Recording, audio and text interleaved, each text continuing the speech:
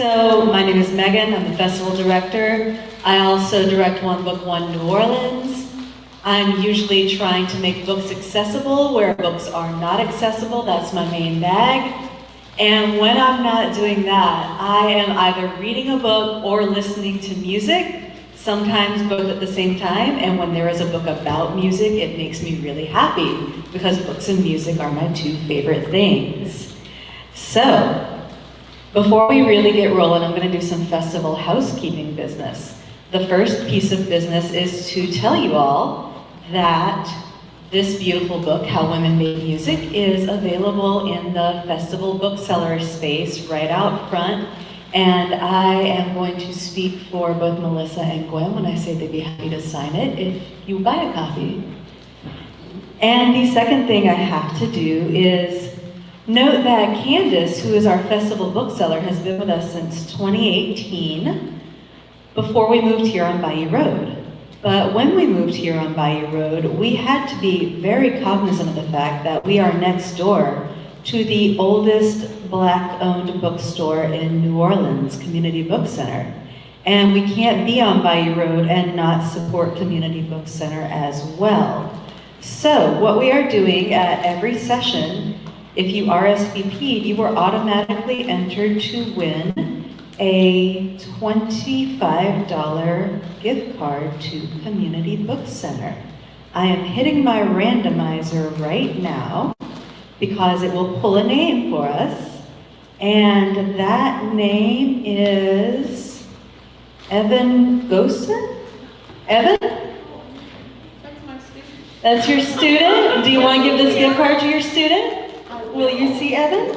All right, look at that. Evan's gonna buy books. So you will go and you will buy this book and all the other festival books from Candace, and then you'll go next door and buy other different books. All right, my next bit of housekeeping is if y'all have burning questions. You can see me, but I can't see you. So if you have a burning question, I'd say move up to the front 2 rows so that if you have a question, you can raise your hand and I'll actually see you. All right, I promise I'm not going to yip yap too long. This panel is sponsored by the Preservation Hall Foundation. Pamela Blackman from the Preservation Hall Foundation also is ill. We also wish her well. Their mission is to protect, preserve, and perpetuate the musical and cultural traditions of New Orleans. And I had the honor of being with them in October during this very beautiful event in which pianist Mari Watanabe and civil rights activist Dodie Smith-Simmons were the first living women inducted into the Preservation Hall Foundation Legacy Program. And it was a celebratory event, but it was also incredibly eye-opening because you think about the fact that there are so many contributions and major impacts made by women in New Orleans that go unnoticed and ignored every day. And Preservation Hall Foundation is especially interested in this talk because they know that that story of women's contributions to music in New Orleans is part of a larger national, worldwide oversight of women and their contribution in music. And that is what this gorgeous book attempts to write. This is probably the first step in righting that wrong. And we're so excited to have 2 contributors of that book here. Melissa A. Weber and Gwendolyn Tompkins, who I'm sure need no intros, but I'm gonna intro them anyway. All right, Melissa A. Weber is an artist, scholar, and music historian whose areas of interest and expertise include 20th century popular music, the music and culture of her native New Orleans, and archives. She serves as curator of the Hogan Archive of New Orleans Music and New Orleans Jazz, a unit of Tulane University Special Collections. As an adjunct professor, she teaches the history of urban music at Loyola University, New Orleans, and her students love her enough to register for Saturday sessions. She has presented her work and research at meetings for the American Musicological Society, International Association for the Study of Popular Music, National Council for Black Studies, and Society of American Archivists, among others. In her spare time, and I'm using that in quotes, and under the moniker DJ Soul Sister, she has hosted her Soul Power show on WWOZ-FM New Orleans community radio station for 30 plus years. As a performance DJ, she has performed with artists ranging from Questlove to George Clinton and Parliament Funkadelic. Welcome, Melissa.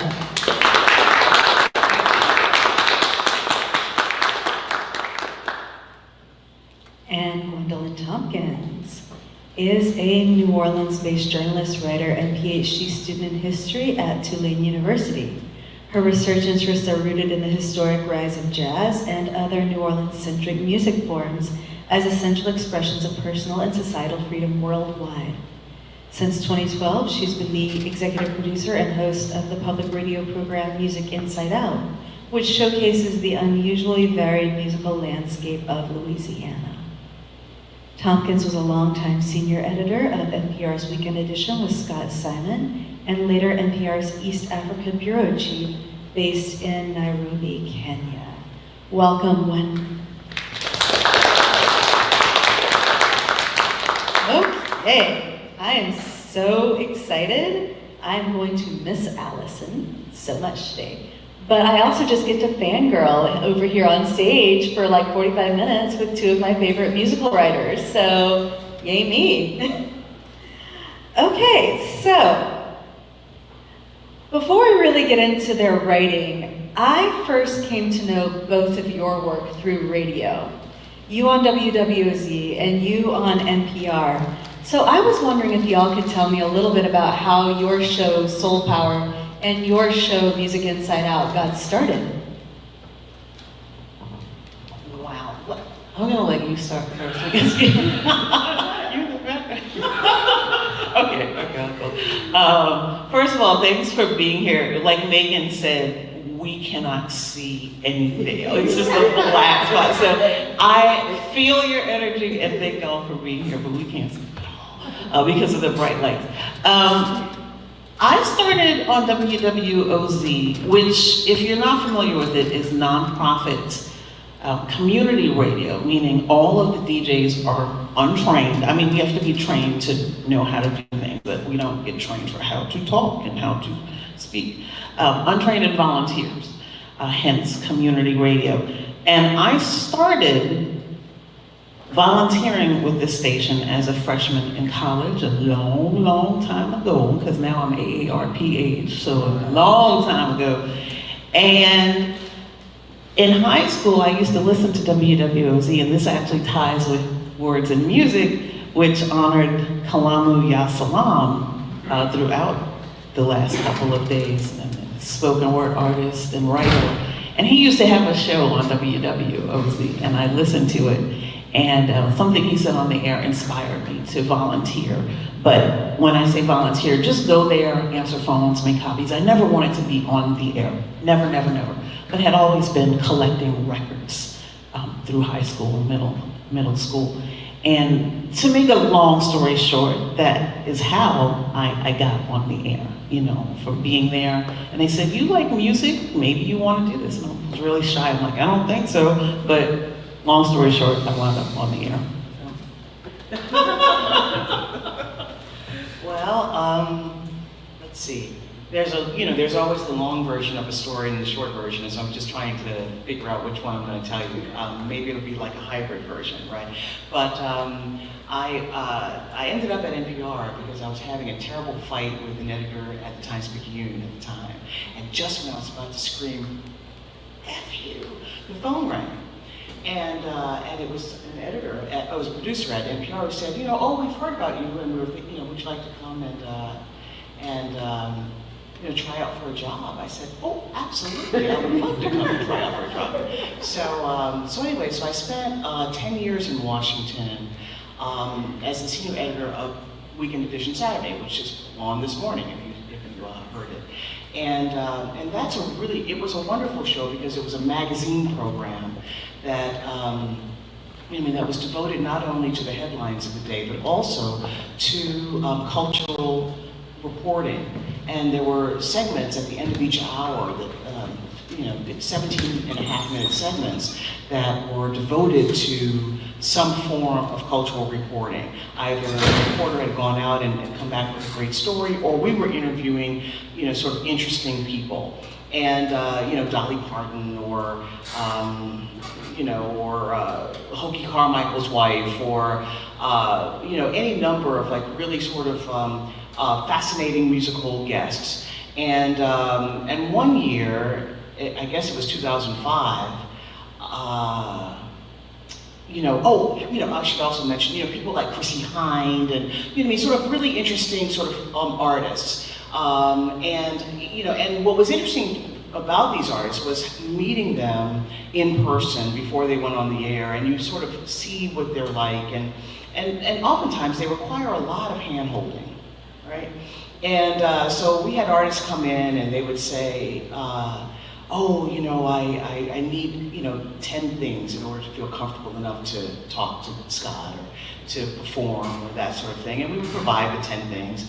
And some would come in particularly and they would say things like, I can't, they wouldn't shake hands with women. These were women artists who wouldn't shake hands with women on the staff, but they would shake the man's hands, and all. So it was just a really strange, it was a very strange environment. You could never predict. And so one day in 2005, I booked Irma Thomas to come. And, I love, who doesn't love Irma Thomas? And but my job in many ways was to explain to a lot of people who were from the East Coast why New Orleans mattered and why New Orleans music mattered. And so I was constantly, acting as some type of, cultural attaché of New Orleans, right?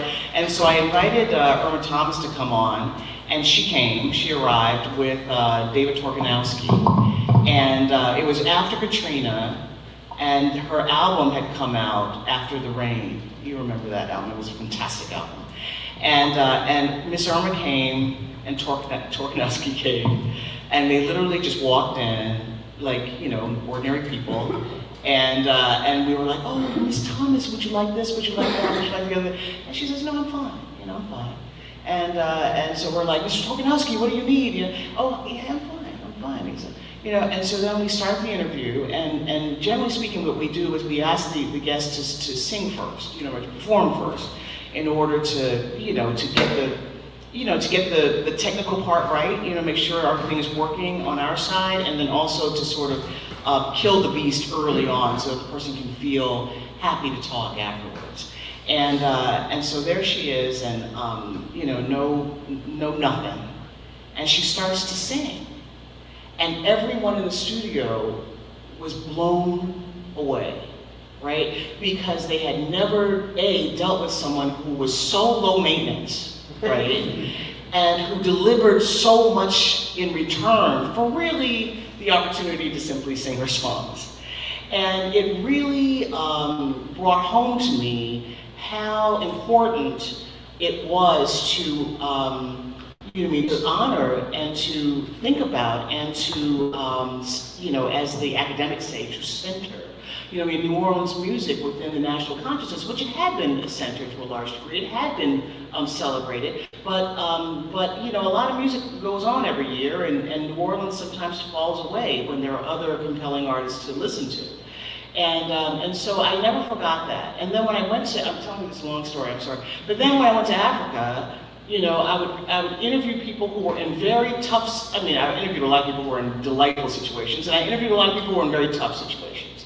And so I'd gone up to northern Uganda, and where there had been a lot of warfare, there had been a lot of civil war and all this, and there was a sort of a humanitarian aid situation where people were living in these very small tents, very close to each other, and oftentimes people were living right next door to someone who had killed someone in their family, or someone who had hurt them. And they were living as close as you and I are sitting, right?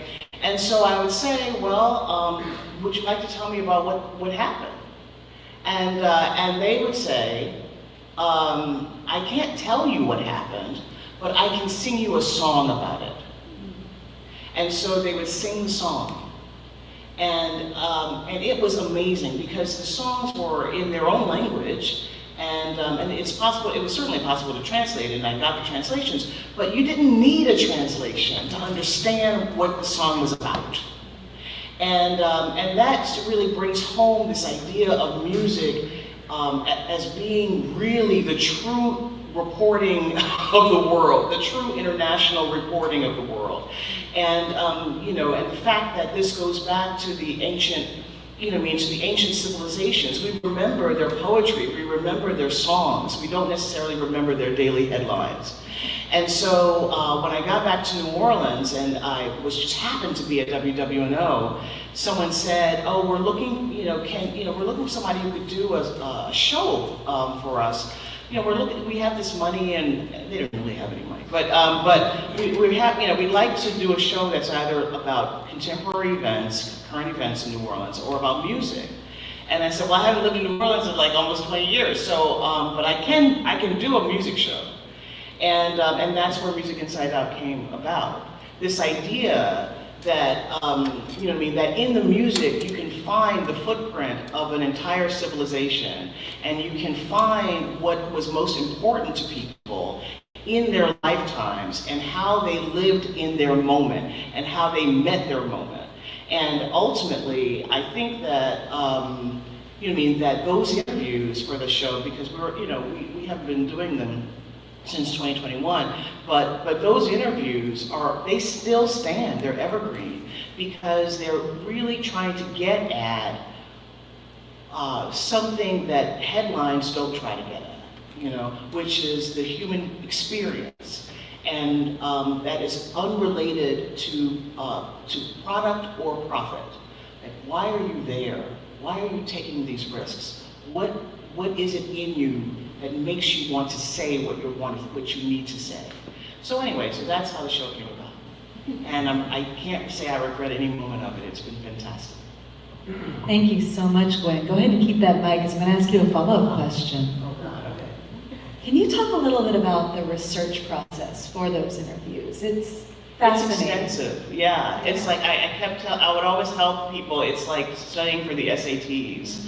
You know, you really have to know a lot about someone in order for that person who has been interviewed 1 million times before, you know, for that person to realize that you speak their language, that you know something about them, and that you're asking questions that are not questions that they've necessarily heard in a while.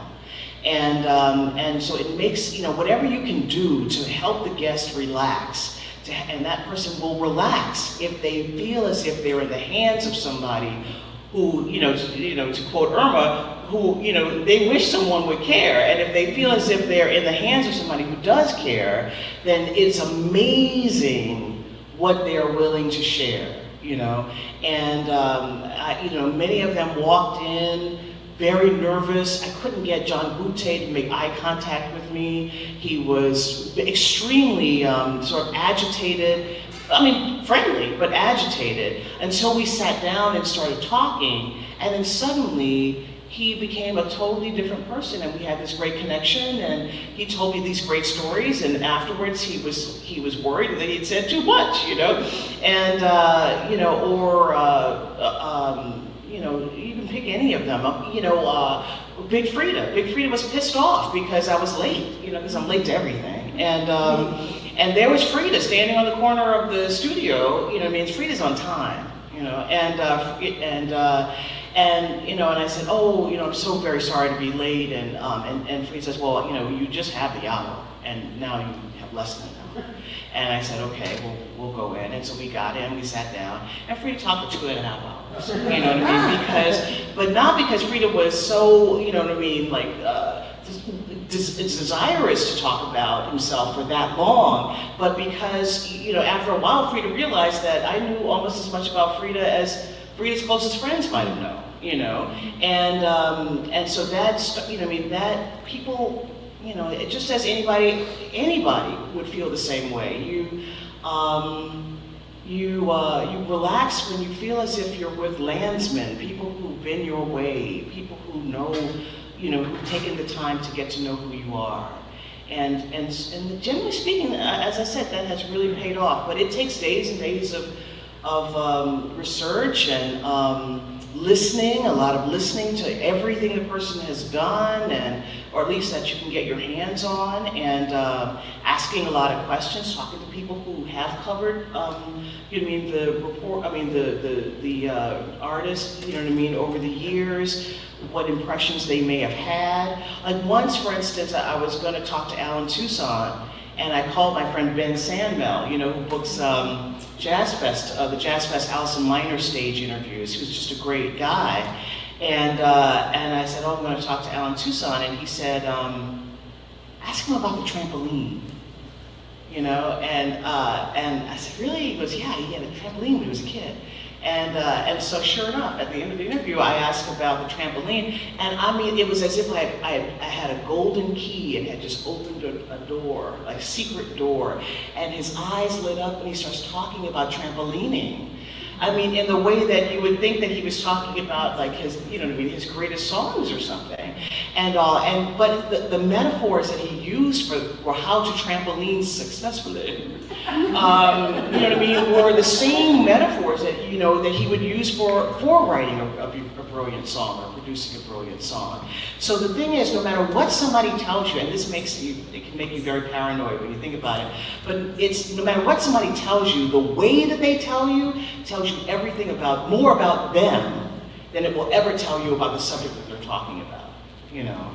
So that's really interesting, you know what I mean? So when he's talking about the trampoline and he says, you know, everything that you do right has to do with your head, and everything that you do wrong has to do with your head. It's head placement, you know? And you're like, okay, you know? And then you realize that he's really talking about life, you know? Or the life that he has lived and all. And so it's just, you know, it's a really lovely experience.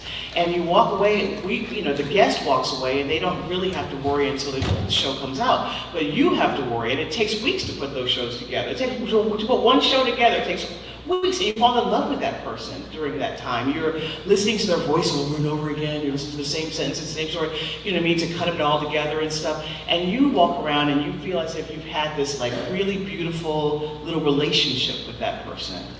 No matter if it's, you know, if it ever lasts or not, you've had that. And it's kind of like being in a foxhole together. We were in that foxhole. So whenever I see a person who I've interviewed, I think, we were in that foxhole together. And it's really a beautiful feeling, you know, and when they see you and they're happy to see you, then you know you've done something that works. It's really cool. I mean, I find like when I listen to that show, it is not a passive listening experience. I'm constantly sitting there taking notes and writing down things I need to look into further. And it's one of those things that you want to just have the radio on, but you can't if it's music inside out because you have to be taking notes the whole time. And when I listen to your show, Melissa, I'm constantly taking notes as well because you're always putting me on to some song that I didn't know. And you do a really great job talking about this is the song, this is the album, this is the artist, this is the year, so that those of you who might not be familiar really can go and look for that themselves. But where I also take notes is your Instagram page. If y'all don't go follow DJ Soul Sister on Instagram right now, it is an education. And, you know, I wouldn't even know there was a hashtag switch rabbit hole to go down if it weren't for your Instagram. And so I'm wondering if you can tell us a little bit about why you use that platform as kind of an educational tool to tell all of these folks out there who are following you about the music, about the things you love, you know, why you're using that platform to share with the world in this way. Well, and thank you for that. I mean, I use all the platforms that there have been. You know, now I'm on Blue Sky. I was on MySpace when that was a thing. And it's any way that I can communicate, I will use that. But how I use it is to teach, right? I consider myself a music historian, and I've always wanted to go deeper into music outside of listening appreciation. Like I tell my students in my history of urban music class at Loyola, this is not a listening appreciation class. You're going to learn history, you're going to learn about race and gender and politics and marketing and technology and everything, all of that. And that's the field of musicology. So that just comes out in my posts and things that I do, because that's my life. Absolutely, and I think it so much comes across in the NPR series that gave birth to this book as well, Turning the Tables. So could y'all talk about how you got involved with Turning the Tables on NPR? Okay, sure. So yeah, it's too bad that Allison Fensterstock, the editor of the book, isn't here, but she brought me in. And I've done writing. I've done music writing, non-fiction, and mostly journalistic. I've done a lot of liner notes projects and various things like that. And I was very honored that she invited me to write an essay. And she had seen my advocacy of women of Parliament Funkadelic over years, because that is one of the topics that I've dealt with on my Instagram page and other platforms. So I got involved because she saw I was talking about it, and she was doing this book on women in music. And it is a topic that has not been dealt with. I did something in the book, in the piece, that as a journalistic writer, you're not really supposed to do, and that is put yourself in the piece. When you read my essay, I talk about myself, and the reason why is because I actually was a participant in learning about the women of Parliament Funkadelic. I don't want to give it all away, but I'll give a bit of it away for context. And actually, to set that up, perfect example. Earlier this year, there was a conference called the Pop Conference, the Pop Music Conference. It brings together musicologists, journalists, music writers, music educators, all to talk about popular music-related subjects. And I put together a panel dedicated to the women of Parliament Funkadelic. It included Lynn Mabry, who was a member of Parliament Funkadelic, and a member of one of the P-Funk offshoot groups, the Brides of Funkenstein. And then after she left the Brides of Funkenstein, if any of you all are fans of the Talking Heads and have seen the film Stop Making Sense, she was part of that lineup. She's in that film. And also one of the Parliament Funkadelic office team, Brenda Adams, and also Cheryl James, who was a road manager with Parliament Funkadelic. And also, very importantly, the son of Malia Franklin, Seth Neblett, who has a book, an oral history book that is coming out in October of next year on University of Texas Press. So, and without, I cannot forget my cousin, Dawn Silva, who also has a memoir out that was released last year, and she was a member of the Brides of Funkenstein, Parliament Funkadelic. All of that to say, I put together this panel, and one of the people in the audience said, how did you learn about all of this? And I said, back when I was in college, during Angel Fire days, and this is 93, 94, very beginnings of the internet with pictures, not just Usenet or words. I learned how to code HTML, and I built the first Parliament Funkadelic fan site, and it was a huge deal. And I would have to deal with hardcore P-Funk fans talking about P-Funk, and when I tell you, they could list every member who so much as played a tambourine or played a cowbell, played the guitar, sang, they knew everyone, but when it came to the women, they didn't care.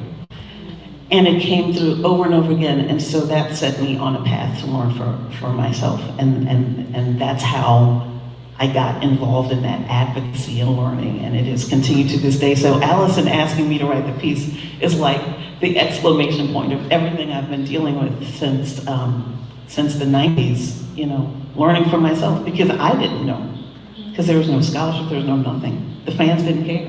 Now they do, because we're talking about it. And it's important to know that her essay is on page 145. The flaw of the book is that there is no index. So 145. And Gwen's is on page 25.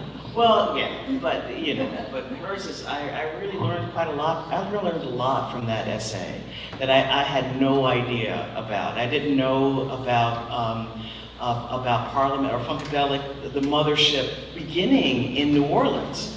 You know what I mean, at the Municipal Auditorium. I had no idea, and I'm from here, And so it was a real eye-opening experience, learning not just about that, the group and its many iterations, Bootsy Collins and, and many of the others who were involved, but also learning about these spin-off groups, which I did not know, So I'm one of your fans now in terms of your writing on this. I hope you write your own book about funk. I think that's a book that, that needs to be written. So I hope you continue. I really do.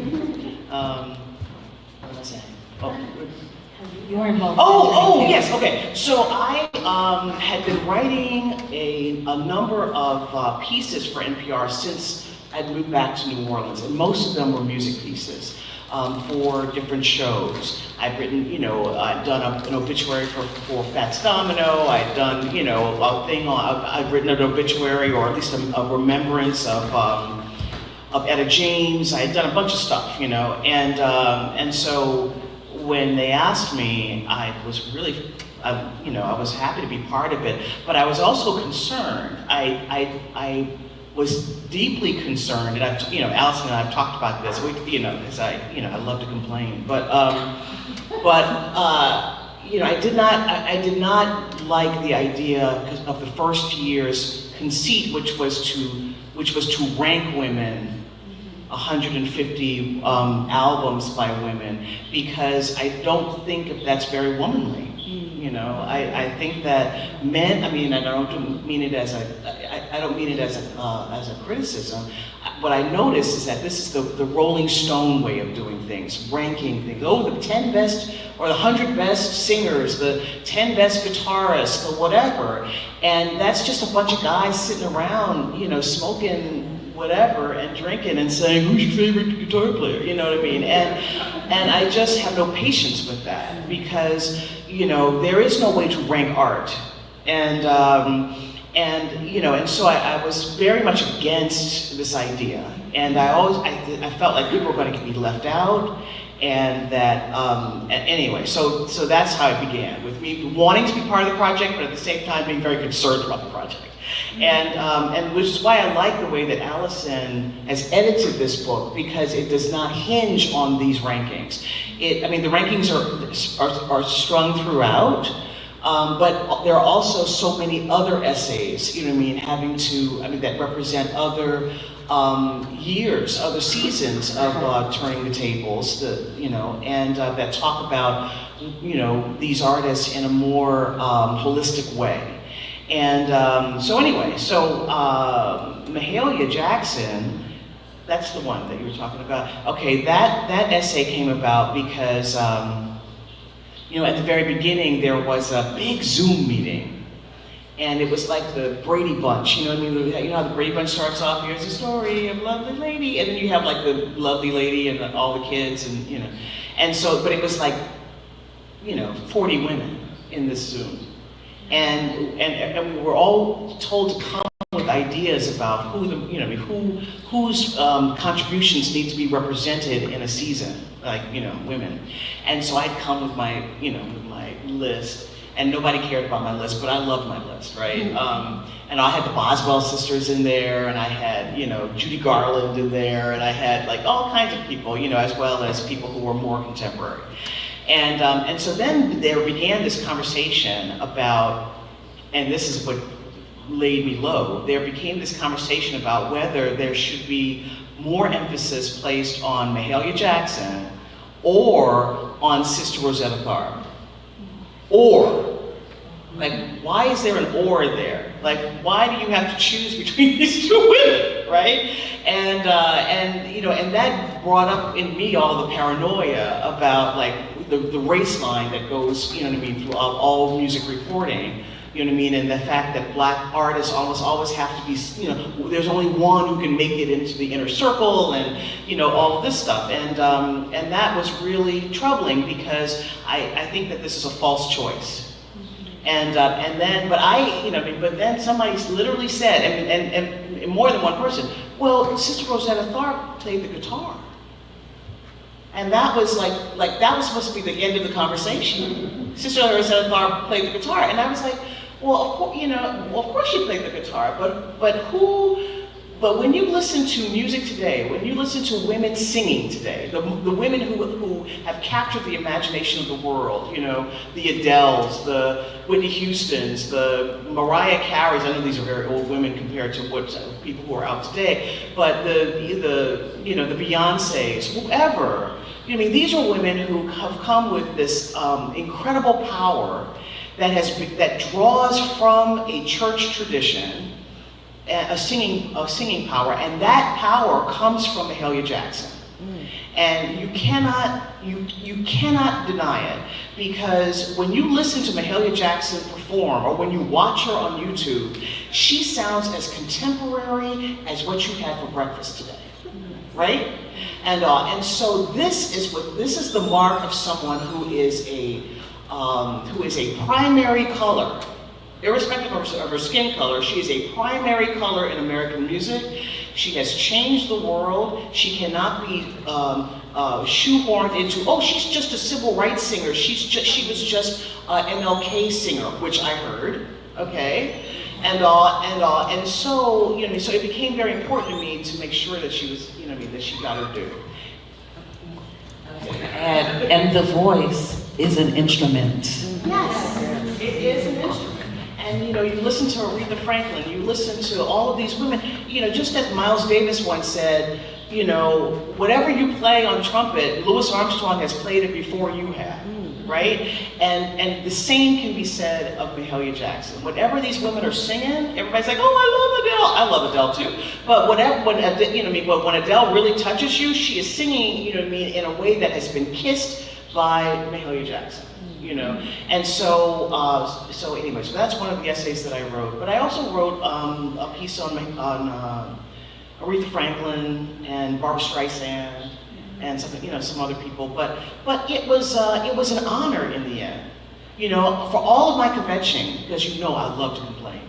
But for all of my complaining, this was like, it was such an opportunity to say thank you to these women, who I will never meet personally, but who have had such an important role not only in my life, but in the lives of every woman I know, and most men, you know. And so I just felt like it was a privilege, and you know, and so I was, you know, I loved. In the end, I'm very proud of this book, and I'm very proud of what I've read in the book in terms of other people's essays, not just my own. I've learned so much about everybody, with so many women, and you know what I mean. And I think that you know what I mean, that it should be required reading to some degree. You know what I mean, for people who are interested in popular music.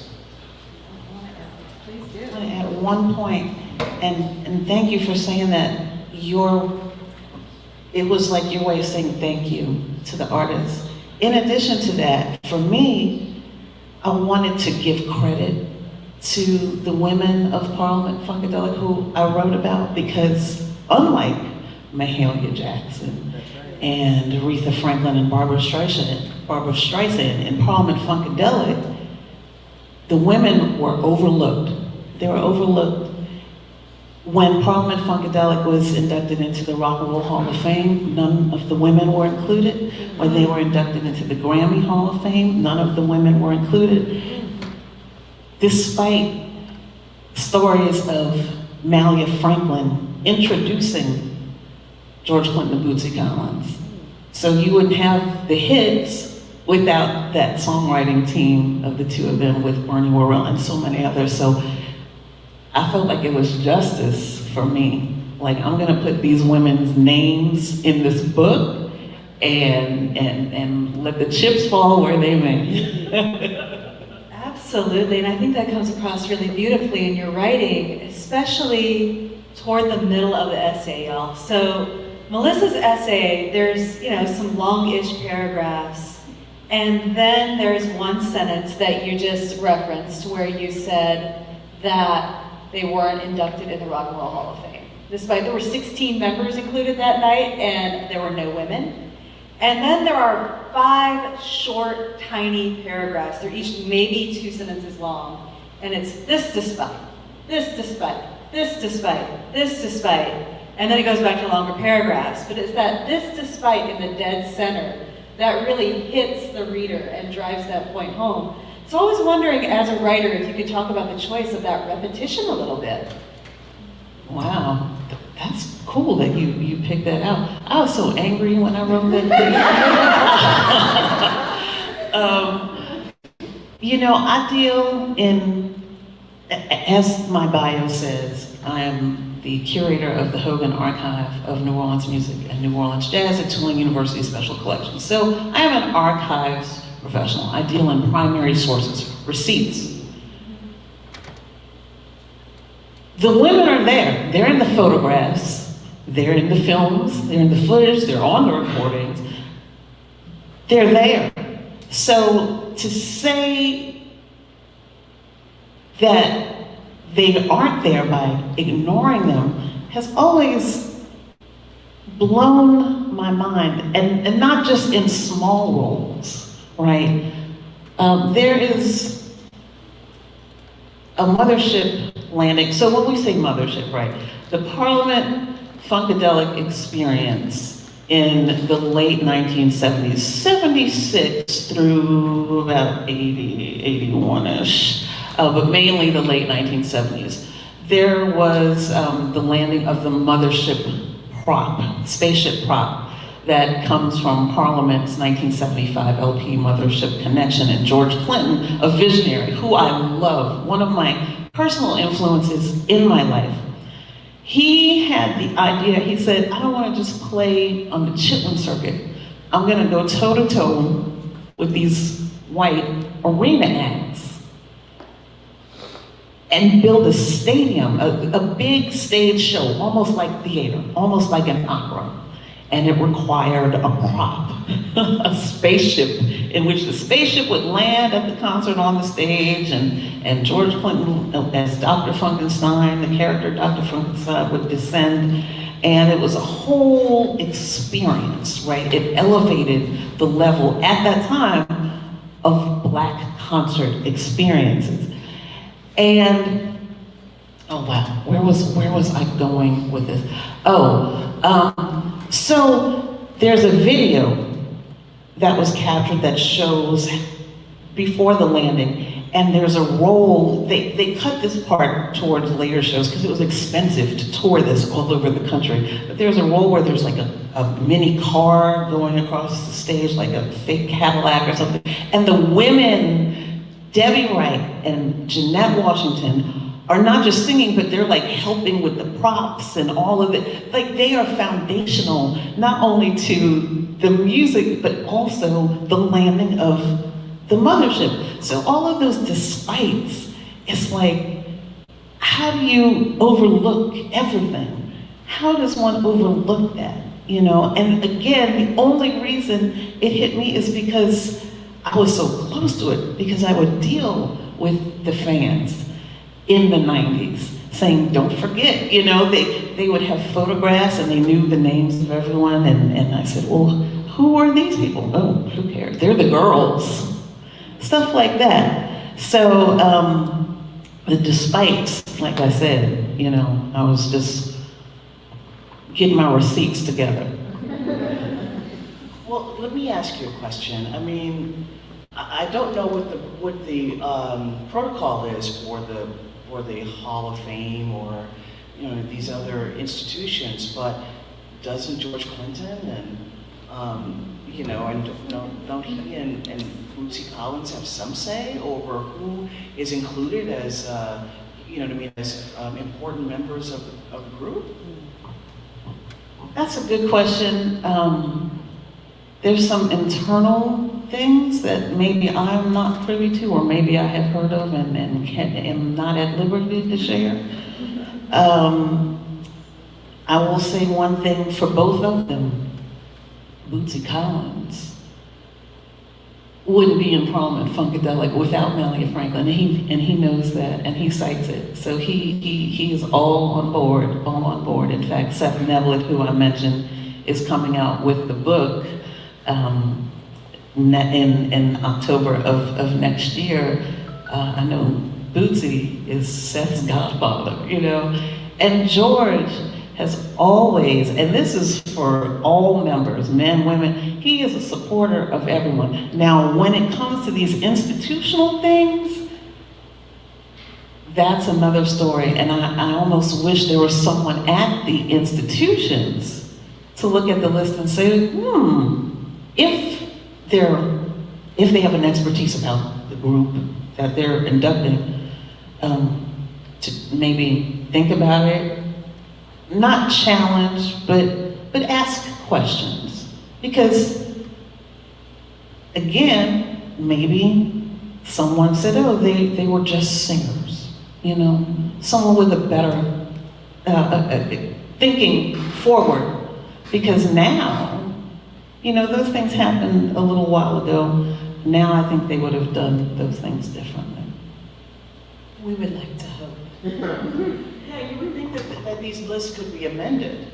You'd think that, you know, I mean, let's face it, I mean, the Rock and Roll Hall of Fame, I mean, it's not like it's, you know, Charlton Heston and, you know what I mean, and the Ten Commandments and, you know what I mean, the commandments being, you know what I mean, etched in, you know, fire or whatever on stone. I mean, it just seems like, why don't they just amend?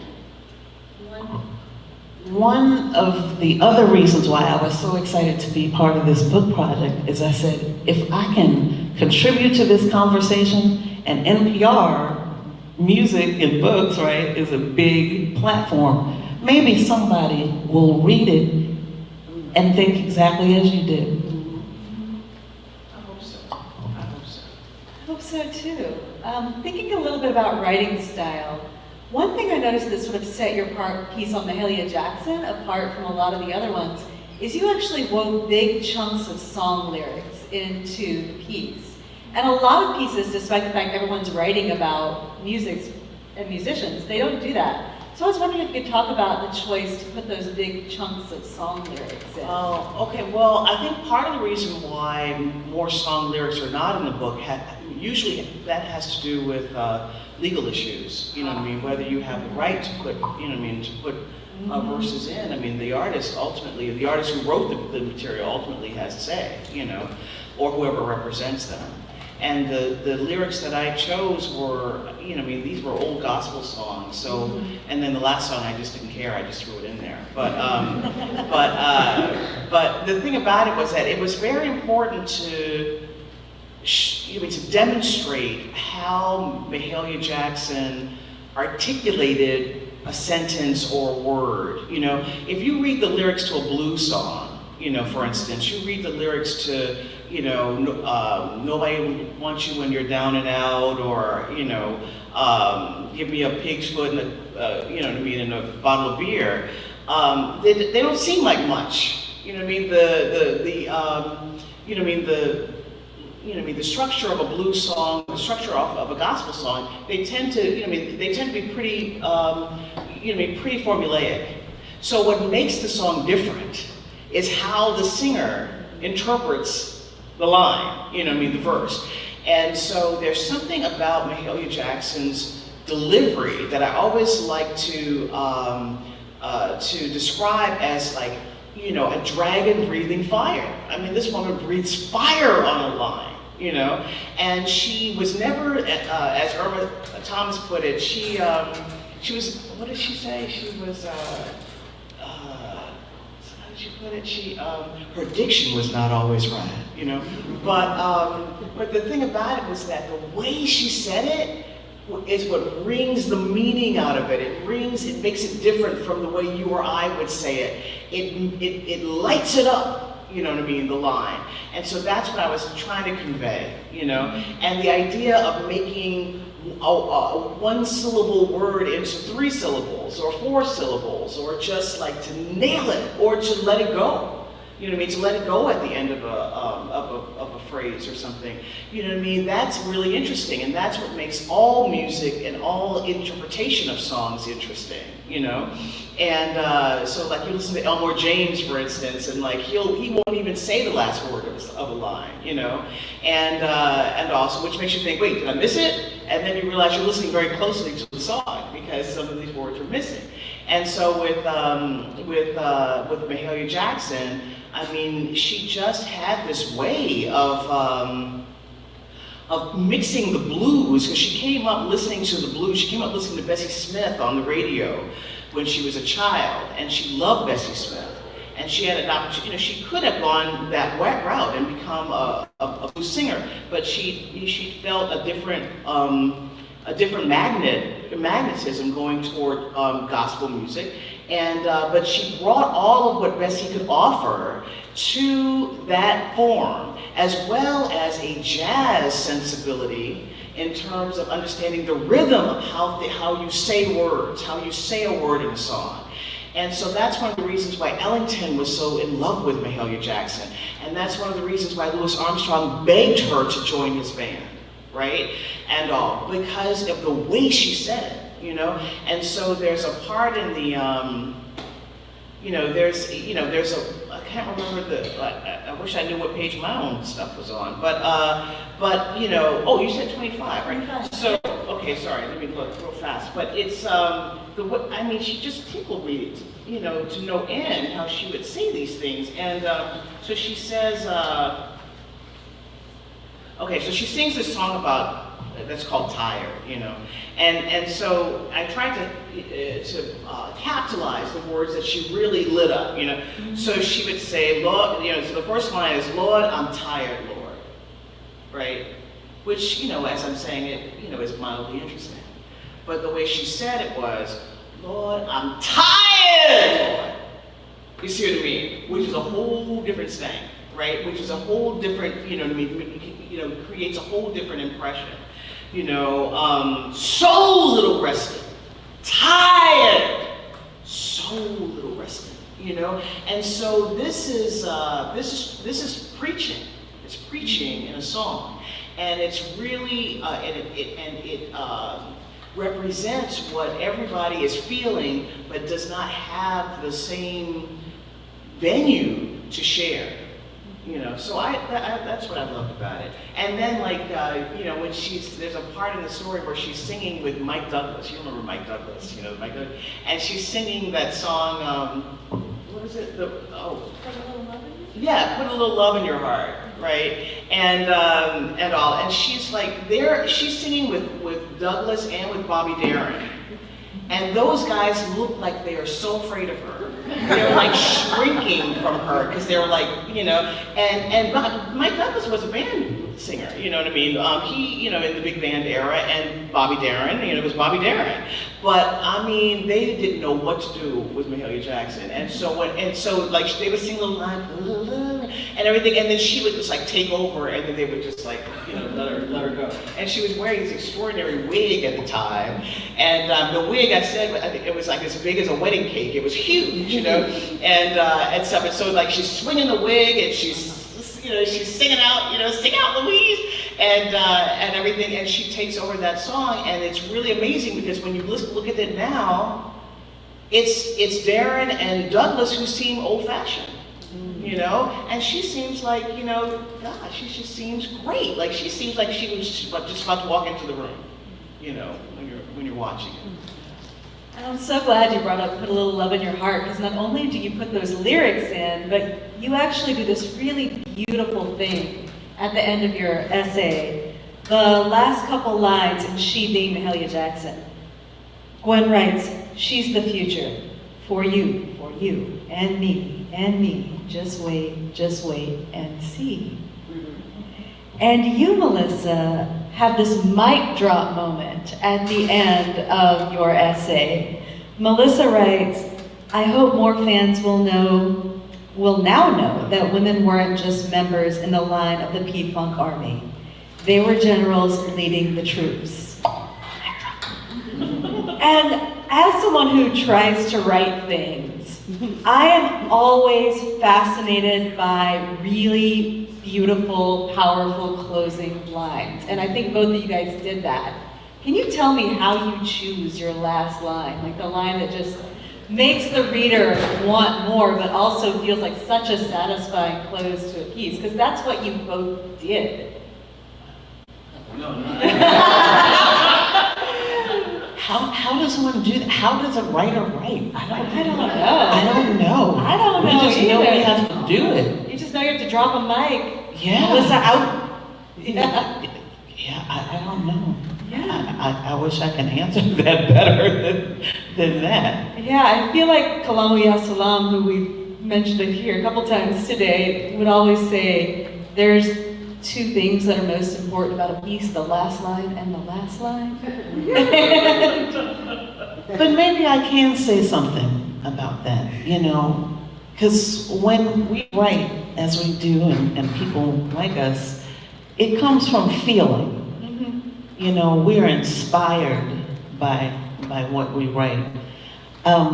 What you were just saying about Mahalia Jackson's powerful voice made me think of something I wrote in my piece, and it was one of the wildest things I ever learned, and there's so many, but I did an interview for some earlier research on Parliament Funkadelic with David Lee Spradley. He was one of the co-writers of George Clinton's Atomic Dog from 1982, which was a #1 R&B hit, knocked Michael Jackson off the top of that chart, did not cross over to the top 100 for pop. So, you know, strong black hit, but we know Atomic Dog by George Clinton. And there's a part in that song where they start panting, like, real rhythmic, you know. And David Lee Spradley, co-writer of the song, and in Parliament Funkadelic at that time, an Asian American, which is another topic worth research. He said it was Malia Franklin's idea for us to start that panting. He said, we panted so hard, we didn't have any saliva left. We panted so hard. And that is such a key part of that song, a key part. And I shared that with Seth, Malia's son, and he said he didn't even know that. Oh, wow. So the mic drop at the end is because we're fired up about these topics, and that's how we do it. Just like Malia was like, we're not just gonna sing about the atomic dog, we're gonna pant like a dog, you know? We're gonna embody this feeling. Right, and you write about that in the book when you actually got to see her live and she came out and started panting. What was that experience to see her live after having tried to educate folks about her? And you said this was 96, so this is probably the early years of the fan website? Oh yeah. So I stopped doing the website in 99. It still exists. It's called the One Nation P-Funk page. It's an ugly angel fire page, blinking lights and things, but it remains online, you know, as an archival source until somebody takes it down, and I'm surprised it hasn't happened yet. So I was doing the page at that time, and it was 96, it was the Olympics, it was in Atlanta, and I was on the front row at the George Clinton and P-Funk All-Star show, and I didn't know who she was. This woman comes out, and she's singing real powerful, and I describe it in the essay, and then she starts the panting, and I'm like, oh my God, it's Malia. Like, I just knew, I don't know, because at that time, I didn't know she started the panting. I just was like, that's her. Something told me, and I've been, you know, studying P-Funk since I was in high school, so I also had some other information, but how did I feel when she walked out? I didn't know who she was. Oh, wow. I didn't know who she was until she opened her mouth, and then I'm like, she's somebody. And then she did the panting, and I'm like, Malia Franklin. And then I'm like, I am in the presence of royalty right now, and I just kind of lost it. And I have a picture of her from, you know, the front of the stage. Ooh, things I want to see from the personal archive. Speaking of things I want to see us think about this book and its organization a little bit. So, as you mentioned, no table of contents. No index. No index. But also, like when I looked at the table of contents, it's really rare to not see sections and then essay titles of individual authors. And there's just sort of these broad section titles, and you have to go hunt for your people's pieces. Last night when I found that I was moderating this panel, I had to go hunt for y'all's stuff. And it's also really interesting to think about those broad categories because they're sort of broken down by category. It's one of the things I appreciate the most about this book. I was telling Melissa before the panel started, I tend to hang out in 1973-ish to 1988-ish. And if this book had been organized chronologically, I probably would have stopped reading about 1990. But instead, because it's organized thematically, I'm giving music I'd never really given proper attention to a chance, thanks to this book. And the way that they put Rhiannon Giddens in the same section as Mahalia Jackson. That's really powerful. And the other thing I really appreciate, but also am so in awe of, is the fact that they had to categorize all of these folks. Because, for instance, Rhiannon Giddens is in the same section as Mahalia Jackson, but she could also be in the storytellers section, which is about songwriters. And in the same way, Joni Mitchell is in a section called Shapeshifters, but she could also probably be in that storytellers. So thinking about how we classify music, can y'all speak to the task of that a little bit, of trying to figure out what happens to put who where? Yeah, I really love the way that Allison has done this. Because I grow very impatient with categorizations in music, and every musician does as well, And so I don't understand why this continues. It's a ploy used by people who want to sell music. It's not a ploy used by people who want to make music, and so which is why the Neville Brothers would find their stuff in a country music section because nobody knew what to do with them, so they threw them in country music. Well, you and I know that the Neville Brothers are not primarily country music artists, but I mean there may be some shared elements, but they're funk people. I mean they're people who belong in they defy categorization to a large degree, and most artists who have risen to the level of this book defy categorization, and so I think that she was quite wise to try to not only be creative in in which maypoles she's putting up for artists to each take a ribbon and walk around, but but even making it so that you won't feel badly if you think that one artist on one maypole should have been on another maypole, and also I really like that, and in all the interviews that I've ever done with a musician, I have never heard one say, I am this kind of artist, and I am only this kind of artist. And one of the great, I remember there was this really wonderful documentary that Martin Scorsese produced on 100 Years of Blues. It was a big concert at Radio City Music Hall. It came out a long time ago. And Gaten Brown is in it, And he said, and somebody asked him, like, are you, they're talking to him and asking him about being a blues musician or an R&B musician. And he said, I play world music, Texas style. And I think that that's essentially what everybody's doing. I mean, world music even has its own baggage now, that term, but people are playing for the world. That's who they're shooting for.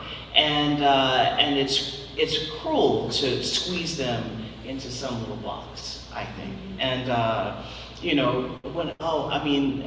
one of the great equalizers has been YouTube, where you can look up anybody you want to look up, and you can really appreciate their music in a way that now even the commercial radio stations won't offer you. And you can see all these people who are desperate to play together, and they're doing a great job of it. you know. So I do love that, and I loved reading in particular. There were some in particular that I just thought were just great. You know, the idea of talking about Miriam Makeba, for instance, you know, right next to Diamanda Gallas, you know, which I thought was really pretty lovely, right next to Madonna, you know, and, you know, I mean, because you know, there's nothing that you can say that wouldn't, you know, if you put those three women in a room together, if they were all alive at the same time, they would find something to talk about. You know what I mean? So why would we try to, you know what I mean, to stop them from talking? I agree. The unique ordering of the contents speaks to the interdisciplinary nature of the stories also. For my piece on the Women of Parliament Funkadelic, it's not solely about music performance. Malia Franklin is a connector, bringing people into the organization who write the hits, you know, who write the hits. It's like George Clinton and Bootsy Collins and Bernie Worrell, they're like the songwriting trio of so many of the top Parliament Funkadelic hits. And I mentioned Malia Franklin brought Bootsy Collins into the organization. She also brought Junie Morrison into the organization. But it also deals with being a participant when I speak about my story also. As an organizer of this fan website and looking in and trying to make sense of it, and then out of that comes the piece that I wrote. So bringing disparate styles and women together the way that they did is genius. And also within the essays, you find a lot there. So it's not just about music. As I tell my students, it's not just about music. It's not just about music. Just to give you all a little preview, right before Melissa's piece, there's a short piece on the Runaways. And right before Gwen's piece is a little piece on Selena's album, Amor Prohibido. So it really does run the gamut. And things that are unexpected are juxtaposed, which I really appreciate about this text. We are running low on time. So if anyone has a question, come sit in the front row. And in the meantime, I will ask another one. And if no one's in the front row, we'll just keep rolling for the next 4 minutes. So, when you're reading this book, not only do you give new music a chance, which I really appreciate, because I needed to do that. I needed to get out of a rut, and this book got me there. But you also find yourself listening to songs you've loved in different ways. So for me, that actually came out most strongly in the chapter on Ike and Tina Turner's version of I've Been Loving You Too Long. I read this book cover to cover before I knew I was doing this, thank God. And my note in that chapter is just, holy shit. It was so eye-opening, so good, and I cannot listen to that song the same way again. So is there a moment, either in this book or in sort of music journalism in general, where you can remember reading a piece and then never being able to listen to a song the same way again? Yeah. I mean, you know, the writers, I think we inflate our importance, writers. You know, oh, you know, we're not changing it. And it's the musicians the artists who are really doing it, you know, and all. But I remember, you know, reading about the band, believe it or not. The band is my favorite band. Okay. And I remember reading about the band, and I think it was a Greil Marcus chapter in one of his books, and you know, and this was a really interesting ensemble of musicians, mostly Canadian, one American, who seemed to capture, you know, this sort of American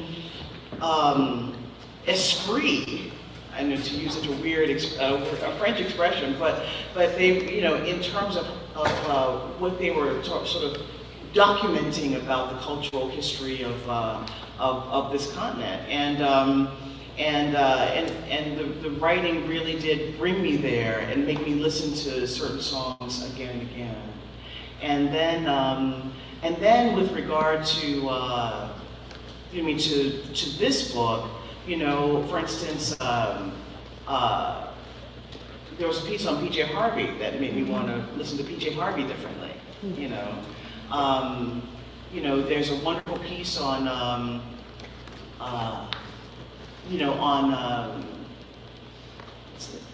this wonderful woman who's the lead singer and writer for Hooray for the Riffraff, who's so fantastic, and that song Palante, which I just absolutely love, and all. But I thought I loved it, but then it made, you know what I mean, when I read the piece, it made me want to listen to it yet again and to hear new colors in it. You know what I mean? Which is an absolutely fantastic song. So, Ann Powers has just written a book on Joni Mitchell, and Joni Mitchell has like a cult around her. I mean, you know, the people love her. They love her. They love everything about her, and they, you know what I mean. And they're always fascinated. And so sometimes I don't join the cult, you know. But there are moments though when after I read a piece by Anne, who's written about Joni Mitchell in this book as well, that makes me want to go and listen to some of the work that she's done, you know what I mean, with jazz artists especially, but then also some of her early work, you know. So, so the thing is, it's like, the only reason why you pick up this book is because you love music. And if it doesn't make you want to go listen to more of it, then it's not doing its job, right? But this book does do its job. Very quickly, I can't think of a piece that made me listen to a song differently, but I can think of a piece that made me think about music differently. When I was in middle school in the late 80s, a book came out by journalist Nelson George called The Death of Rhythm and Blues, and that changed my life. And that book is why I deal with music today the way I do, wanting to learn more, deeper than enjoyment. Enjoyment is number one, but not just that. So, The Death of Rhythm and Blues by Nelson George. Did you see me write it down, putting it on my list? We have a question in the front row. Thank you for being brave enough to come up front. You're welcome. I thought I'd dive in. I guess my question is, you know, I heard a lot about the challenges women had with being recognized and all that back in the day. And I just sort of be curious, although women seem to have made a lot of strides in that today, what do you think most remains a challenge for them, or maybe has become more difficult for them? So that's my question. I'll ask you to keep your answers to 1 minute, because then we're going to let him ask his question, and then we're going to close out. Well, I'm just going to tell you honestly. I think that one of the saddest experiences I ever have is when I go on iTunes, which is old and nobody goes on iTunes anymore except for me, and I see album covers of new artists, and it's the same damn album cover for every woman, which is put your tatas up, you know what I mean, in the picture, and make yourself look as sexy as possible, and maybe your music is going to sell, you know, and that has not changed. That has not changed over the years. And I mean, there's nothing wrong with sex appeal, there's nothing wrong with sex, there's nothing wrong, you know what I mean, I'm all for all of it. But, you know what I mean, there's a big difference between how women are represented in music and how men are represented in music. A guy can show up in his pajamas and he'll, you know what I mean, and that'll be the cover of the album, you know what I mean, whereas this woman is just, you know what I mean, you know, I think she's taking away from, you know what I mean, the seriousness of her work by, you know what I mean, by appearing in a way that, you know, is all for a certain kind of consumption. And as long as women are willing to do that, they're not helping themselves, you know. And so it bothers me, clearly, and I don't mean to sound like an old fogey about it, but it's just not working. So you cannot ask people to take you seriously if this is what you're doing. And you know, there's a wonderful little documentary on YouTube. The New York Times did this series called Almost Famous. I don't know if you ever saw it, but there's one. It's like they're usually 6 to 12 minutes or 20 minutes, something like that. And it was about a woman who was part of the Black Eyed Peas. She was an original member of the Black Eyed Peas, you know, and so they you know what I mean, and the band was doing okay. They wanted to go big, and so they ended up with this representation and a contract. And what the new representation wanted was for her to dance on stage in high heels and a bikini. And nobody else was being asked to dance on stage in high heels and a bikini, you know. And she said no, she's out of the band. You know, and so she's almost famous, right? And so the toll is very high for women who don't play this part. But my God, if, you know, if you want to change the needle, the position of the needle, you got to do something different. You know, I saw an interview with Sinead O'Connor who talked about refusing to do that, and she still had a career, but not the same. Not the same. To add quickly to that, the sexism is real. We are still not considered equal, especially in the music industry. And I can speak on that as an artist, as a DJ artist, when people say, you are one of the best female DJs. And I say, you know what, no one ever calls Grandmaster Flash the best male DJ. I've never heard anyone call Jam Master Jay the best male DJ. We are out here doing what we do as people, and we want to be the best that we can be, but we will always have a stigma because of the sexism that won't go away. She is the best DJ. Your question, sir. Non-slave cartoonist or thing504.com. I gotta ask this question. It's probably intersectional. Jan Winter, that maniac, had his book come out and became a colossal disaster. What about the idea that no matter how creative Black people are, other marginalized folks, they're not bright. They're like naturally talented. They're a white guy like John Lennon's a genius. He said, I didn't put any Black people in my book because I didn't think they had anything intelligent to say Black people.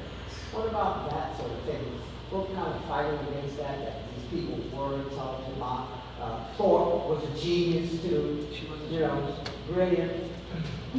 Along with Michael Jackson, who did as Bella. She fought before she sang. But I can't remember what the name of that book was. What was it, the Jan Winter book? Was it? Oh, it's about the Rolling Stones. No, I remember, but I remember it was something like, are they genius? Was it genius or was it something, or whatever the term was? I can't remember, but it was some kind of lofty term about ability. And he said in the interview, this New York Times interview that, you know, that killed his career really, and killed the book. He said something like, I considered Stevie Wonder, but I didn't think that he'd be at that level, you know what I mean, of being able to talk about music. And which was very, you know what I mean, it was very weird. And he was, I don't disagree with anything that happened to Jan Winter since. But the thing about it is that, again, we're coming down to these ridiculous ideas about competition. You know what I mean? Rating people. People should not be rated, you know what I mean, in this business. And you know what I mean? There are already rates that are impossible to deny. Commercial success being one of them, being the most important one for people who are, you know, who are making money off of this business, you know. But the thing about it is that you know, Toni Morrison had this incredible insight where she talked about the toll of racism, the problem with racism, and that you can say the same thing with sexism. The power of racism and all the isms that are exclusionary is that they waste your time. You spend so much time. Somebody says, oh, you're not a genius, your people can't be genius. Then you spend all this time proving that, yes, there are lots of geniuses out here, you know what I mean? And then, okay, that you think, okay, that's settled, we're safe. Then somebody says something else. Oh, you can't be a genius and be left-handed. You know? And then you spend all your time worrying about, yes, there are geniuses who are left-handed. You see what I mean? And it becomes this, your whole life turns into trying to tell people that you prove to people that you are good enough. And this is a waste of time. The entire, so getting upset about it, and I know I'm sounding upset, it's just because I'm under lights. But you know what I mean, getting upset about it is okay, I guess. But wasting time on working on a way to combat it, other than to do your best and to do your great work, I don't know if there's anything else that you can really do. And that's an ultimate mic drop, because we are 13 minutes over time. So we are gonna thank Melissa and Gwen. If y'all want to continue the conversation, we can hang out in the lobby, but we do have another panel here, and intentionally, the next panel is 7 women up on stage, 6 of which dropped their debut book this year. So stick around.